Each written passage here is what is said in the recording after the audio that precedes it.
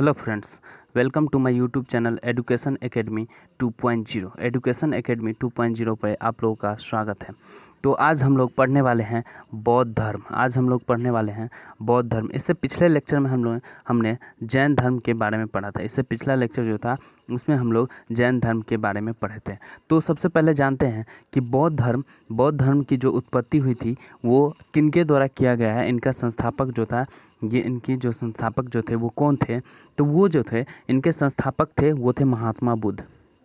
इनके संस्थापक जो थे वो थे महात्मा बुद्ध। जब महात्मा बुद्ध को ज्ञान की प्राप्ति हुई थी, जब प्राप्ति हो गई थी, उसके बाद इन्होंने बौद्ध धर्म की स्थापना किए थे। स्थापना किए थे। उसके बाद जानते हैं कि बुद्ध का अर्थ क्या होता है।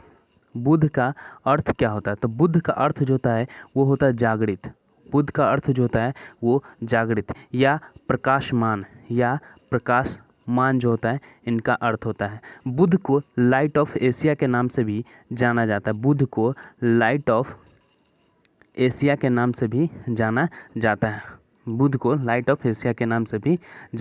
जाता है। उसके बाद पढ़ते हैं कि बुद्ध का जो जन्म हुआ था, महात्मा बुद्ध का जो जन्म हुआ था वो 563 ईस्वी पूर्व में इनका जन्म हुआ था। 563 ईस्वी पूर्व में इनका जन्म हुआ था। वो भी लुम्बिनी नामक जगह पर। लुम्बिनी वन जो कि नेपाल में पड़ता है, वो लुम्बिनी वन नेपाल में पड़ता है, जो नेपाल में वर्तमान में अभी नेपाल में ही पड़ता है। वो कपिलवस्तु जगह था, ठीक है। उसके बाद बुद्ध के जन्म के समय ही दो ब्राह्मण ने मिलकर इनका भविष्यवाणी किए थे कि ये बाद में चलकर क्या बनेंगे? सन्यासी बनेंगे। महात्मा बुद्ध है वो सन्यासी बनेंगे। और उनका बात जो है वो 100% जो है सही हुआ। वो जो भविष्यवाणी करने वाले जो ब्राह्मण थे वो ब्राह्मण जो थे वो कालदेव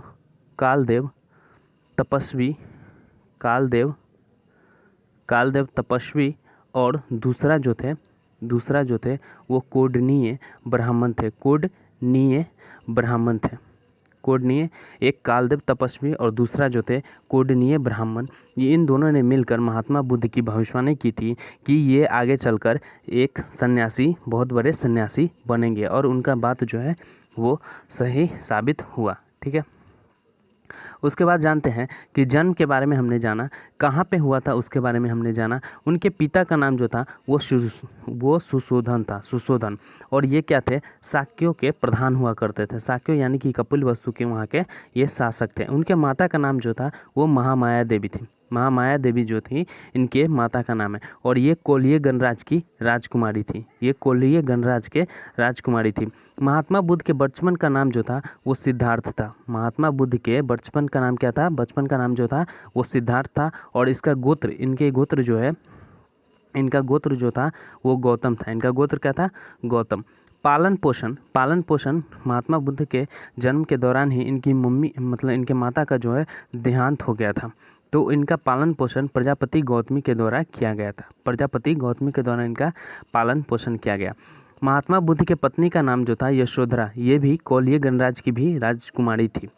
उनके पुत्र का नाम राहुल था। आप लोग ये देखिए, पिछले लेक्चर में हमने ये बताया था कि जैन धर्म के बारे में। तो जो जैन धर्म के 24वें तीर्थंकर थे महावीर, उनकी पुत्री का नाम जो था वो प्रियदर्शना था, ठीक है। और उनके पुत्री का नाम जो था प्रियदर्शना था। और उनके पास एक पुत्री थी। और यहाँ महात्मा बुद्ध के पास एक पुत्र थे जिनका नाम राहुल था। क्या था? राहुल था। और जब महात्मा बुद्ध घर से निकले थे तो एक घोड़ा था उनका, उस सारथी का नाम जो था, एक घोड़ा था और एक सारथी था। उस सारथी का नाम था चना। एक सारथी जो थे उनका नाम था चना। और घोड़ा को कंथक कहा जाता था। घोड़ा जो थे उनका कंथक थे। और उसके बाद ज्ञान की जो प्राप्ति हुई थी महात्मा बुद्ध को ज्ञान की प्राप्ति कब हुई थी? 35 वर्ष की उम्र में महात्मा बुद्ध को 35 वर्ष की आयु में इनको ज्ञान की प्राप्ति हुई थी, वो भी बैसाख पूर्णिमा के दिन। बैसाख पूर्णिमा के दिन इनको ज्ञान की प्राप्ति हुई थी। कहाँ पे? तो ये निरंजना नदी के किनारे पीपल के वृक्ष के नीचे, निरंजना नदी के किनारे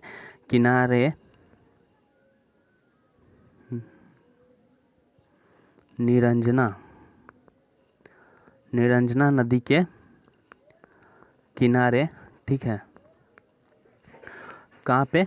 निरंजना नदी के किनारे और पीपल के पेड़ के नीचे, पीपल के जो पेड़ थे उसके नीचे, और जो नदी था जैसे निरंजना नदी या पुनपुन नदी के तट पर भी कह सकते हैं। और ये जो दिन था वो बैसाखी पूर्णिमा का दिन था, और उम्र इनका जो था वो 35 वर्ष की आयु में इन्हें ज्ञान की प्राप्ति हुई थी। और ये घर जो त्यागे थे, ये गृह त्यागे थे। गृह कब त्यागे थे? गृह त्यागे थे 29 वर्ष की आयु में। 29 वर्ष की आयु में इन्होंने घर त्याग दिए थे, और 6 वर्षों के बाद इन्हें, लगभग 6 वर्ष के बाद इन्हें ज्ञान की प्राप्ति हुई, वो भी बोध गया बिहार में निरंजना नदी के तट पर पीपल के पेड़ के नीचे ये अपना आसन ग्रहण किए थे, और वहीं पे इन्हें ज्ञान की प्राप्ति हुई थी। तो महात्मा बुद्ध के जो सारथी थे उनका नाम था चन्ना, घोड़ा का नाम क्या था? कंथक। ज्ञान की जो प्राप्ति हुई थी वो बोध गया निरंजना नदी के तट पर और पीपल के पेड़ के नीचे हुआ था। उसके बाद जो मतलब ये प्रथम उपदेश जो दिए थे, प्रथम उपदेश ये सारनाथ में दिए थे। प्रथम उपदेश जो दिए थे वो सारनाथ ऋषिपतन में दिए थे। इनके जो शिष्य थे, सबसे अच्छे शिष्य जो थे साबित हुए थे वो आनंद और उपाली थे। धर्म का प्रचार स्थल जो था वो शाक्य में था, काशी, मगध, अंग, मल, वज्जी, कौशल्य राज में हुआ था। और इनके जीवन का अंत जो हो गया था वो बैसाख पूर्णिमा के दिन ही 483 ईस्वी पूर्व में 80 वर्ष के आयु में इन्हें महापरिनिर्वाण हो गया। और ये महापरिनिर्वाण जो हुआ था कुशीनगर उत्तर प्रदेश में हुआ था। ठीक है, तो इनका महापरिनिर्वाण जो हुआ था कुशीनगर उत्तर प्रदेश में हुआ था। ठीक है, अब हम लोग इसे एकदम सीरियली से देखते हैं। ठीक है, तो उसके बाद है कि महात्मा बुद्ध की शिक्षाएं सर्वप्रथम किस रूप में संकलित की गई थी? महात्मा बुद्ध की जो शिक्षाएं थी वो सर्वप्रथम किस रूप में संकलित की गई थी? तो त्रिपिटक के रूप में संकलित की गई थी। महाभिष्क्रमण से क्या तात्पर्य? महाभिष्क्रमण का अर्थ होता है गृह त्याग जो करता है उसे महाभिष्क्रमण कहा जाता है। तो महात्मा बुद्ध जो थे 29 वर्ष की आयु में महाभिनिष्क्रमण कर दिए थे। तो इनका मतलब हुआ बुद्ध के गृह त्याग की घटना को महाभिनिष्क्रमण कहा जाता है। बुद्ध को ईश्वर के रूप में पूजने वाला बौद्ध संप्रदाय कौन सा है? तो महायान है। बुद्ध को ईश्वर के रूप में पूजने वाला बौद्ध संप्रदाय कौन सा है? तो ये महायान है। किस बौद्ध संगति में बौद्ध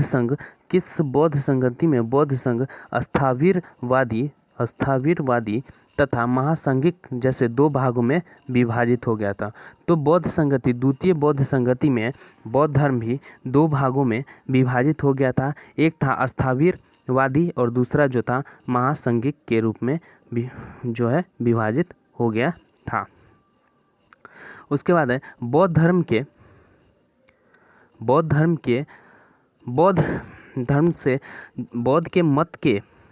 के मत के उपसंपदा पद से क्या तात्पर्य है? तो बौद्ध भिक्षु के धर्म परिवर्तन जो था बौद्ध भिक्षु के जो धर्म परिवर्तन की जो अंतिम अवस्था होती थी उसे उपसंपदा पद कहा जाता था। बुद्ध किसके राज्यकाल में कौशाम्बी आए थे? तो उदयन के राज्यकाल में कौशाम्बी आए थे। बुद्ध जो थे उदयन के राज्यकाल में कौशाम्बी आए थे। बौद्ध धर्म में शून्यवाद तथा विज्ञानवाद जैसी दार्शनिक पद्धतियों का उदय हुआ था। इसका प्रभाव शंकराचार्य के दर्शन पर भी पड़ा था। इसी कारण उन्हें प्रच्छन्न बुद्ध की उपमा भी दी जाती है। बौद्ध धर्म में किसका मतलब कौन कौन सा दार्शनिक जो पद्धति था उसका उदय हुआ था? तो एक शून्यवाद का, दूसरा विज्ञानवाद का। ठीक है, इन दो दार्शनिक पद्धतियों का उदय हुआ था। इसका जो प्रभाव था वो शंकराचार्य के दर्शन पे भी पड़े थे और इसी कारण महात्मा बुद्ध को प्रच्छन्न बुद्ध के नाम से प्रच्छन्न बुद्ध की जो है उपाधि दे दी गई। ठीक है, उसके बाद बौद्ध धर्म के 4 आर्य सत्य हैं।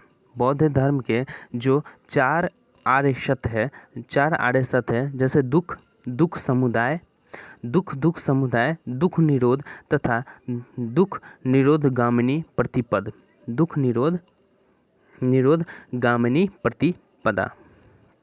ठीक है, यानी कि बौद्ध धर्म ने कहा कि बौद्ध धर्म के अनुसार बुद्ध ने कहा था कि जो दुख के 4 सत्य है वो पहला जो है दुख है, दूसरा दुख समुदाय है, तीसरा दुख निरोध है, चौथा दुख निरोध गामिनी प्रतिपदा है। समझे? इसके बारे में इन्होंने कहा था, इसके बारे में ही कहा गया था। बौद्ध की रामायण के नाम से प्रसिद्ध, बौद्धों के रामायण के नाम से प्रसिद्ध बुद्ध चरित्र के रचनाकार कौन है? बौद्धों के रामायण के नाम से प्रसिद्ध बुद्ध चरित्र के रचनाकार जो है अश्वघोष है। अशोक को कौन सा अभिलेख इस परंपरा को पुष्टि करता है कि गौतम बुद्ध का जन्म लुम्बिनी में हुआ था? गौतम बुद्ध का यानी कि अशोक का ऐसा कौन सा अभिलेख है जिसमें यह पुष्टि किया गया है कि गौतम बुद्ध का जो जन्म हुआ था वो लुम्बिनी में हुआ था? तो रुमिनदेई स्तंभ अभिलेख जो है उससे यह पुष्टि हो गया कि गौतम बुद्ध का जो जन्म हुआ था वो लुम्बिनी में ही हुआ था। ठीक है, उसके बाद है महायान और हीनयान। बौद्ध धर्म के महायान और हीनयान संप्रदायों में सर्वाधिक मौलिक अंतर कौन सा है? सर्वाधिक अंतर जो है वो कौन सा है? ठीक है, तो देवी देवताओं की पूजा इनमें अंतर है। बौद्ध धर्म के महायान और हीनयान संप्रदायों में सर्वाधिक मौलिक अंतर जो है वो देवी देवताओं की पूजा है। बुद्ध की सर्वाधिक मूर्तियों का निर्माण गांधार शैली में हुआ था। महात्मा बुद्ध के जो मूर्ति थे उनका जो निर्माण हुआ था, सबसे ज़्यादा निर्माण जो किया गया वो गांधार शैली में हुआ था। बुद्ध की प्रथम प्रतिमा जो है मथुरा कला शैली के अंतर्गत बनाई गई थी। कहा गया है कि बौद्ध धर्म में महात्मा बुद्ध की जो सबसे ज़्यादा मूर्ति या प्रतिमाओं का जो है निर्माण किया गया तो वो किया गया गांधार शैली में किया गया। उसके बाद क्या था? और जो मथुरा कला और जो प्रथम प्रतिमा बनाया गया था वो मथुरा कला शैली के अंतर्गत बनाया गया था। भारतीय कला में बुद्ध के जीवन को किस घटना का चित्रण मृग सहित चक्र द्वारा दिखाया गया है? तो प्रथम उपदेश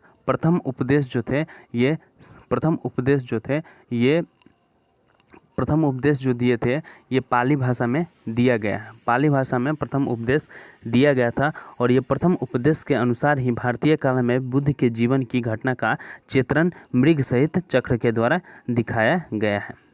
ठीक है, उसके बाद बोध गया के महाबोधि मंदिर जो है, बोध गया के महाबोधि मंदिर का संबंध गौतम बुद्ध के जीवन की किस महत्वपूर्ण घटना से संबंधित है?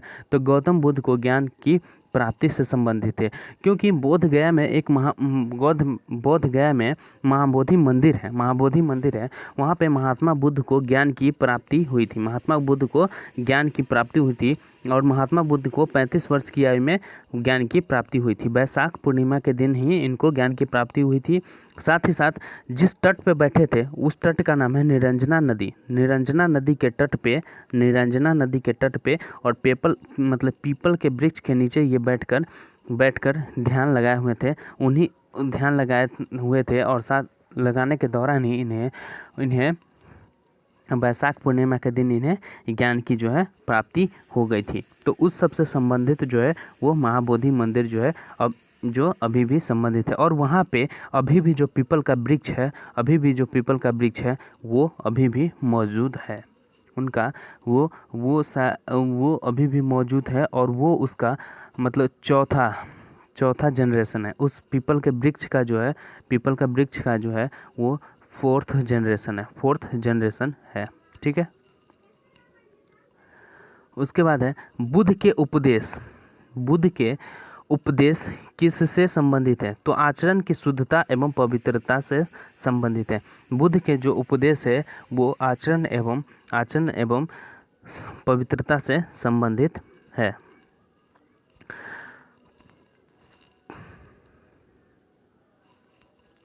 बुद्ध के जीवन काल में कौन संघ प्रमुख बनना चाहते थे? तो बुद्ध के जीवन काल में ही संघ प्रमुख बनने का जो दावादारी पेश कर रहे थे वो थे देवदत्त। देवदत्त जो थे वो बौद्ध के जीवन काल में ही संघ के प्रमुख बनना चाहते थे। भारत में मूर्ति पूजा की नींव बौद्ध धर्म में रखी थी। ने रखी तथा सर्वप्रथम बुद्ध की प्रतिमाओं का पूजन भी किया गया है। बौद्ध धर्म में किया गया है। बौद्ध धर्म में क्या था कि जब भारत से ही बौद्ध धर्म की शुरुआत हुई, भारत में बिहार से हुई थी, लेकिन अगर वर्तमान में कहा जाए तो बौद्ध धर्म का बहुत ही कम अस्तित्व बचा है बिहार में, और इसका ज़्यादा से ज़्यादा बौद्ध धर्म का जो ज़्यादा से ज़्यादा विस्तार देखने को मिलता है वो विदेशों में मिलता है। विदेशों में सबसे ज़्यादा बौद्ध धर्म का विस्तार मिलता है, जैसे चाइना हो गया, जापान हो गया, इन सब देशों में बौद्ध धर्म का प्रचार प्रसार देखने को मिलता है। लेकिन अभी भी कहा जाए तो बिहार में बोध गया में अभी भी बौद्ध धर्म का जो है प्रकोप अभी भी वहाँ पे है। ठीक है, उसके बाद नालंदा विश्वविद्यालय की स्थापना किस काल में की गई थी? तो नालंदा विश्वविद्यालय की स्थापना गुप्त काल में की गई थी और श्रीगुप्त द्वितीय के द्वारा इसकी स्थापना की गई थी। अष्टांगिक मार्ग की संकल्पना किससे संबंधित है? धर्मचक्र परिवर्तन से संबंधित है। अष्टांगिक मार्ग की जो कल्पना है वो किससे संबंधित है? धर्मचक्र प्रबंधन से संबंधित है। बौद्ध संघ में भिक्षुणी के रूप में स्त्रियों के प्रवेश की अनुमति बुद्ध द्वारा कहाँ दी गई? वैशाली में दी गई। तो बौद्ध धर्म में महिलाओं को प्रवेश वर्जित था, लेकिन महात्मा बुद्ध के जो शिष्य आनंद थे उनके कोशिश करने के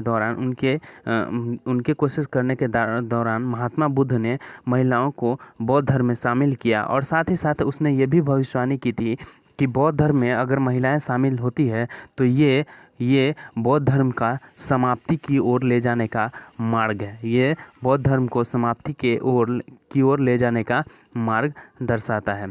तो इस प्रकार से बौद्ध धर्म जो है वो शामिल हुआ था।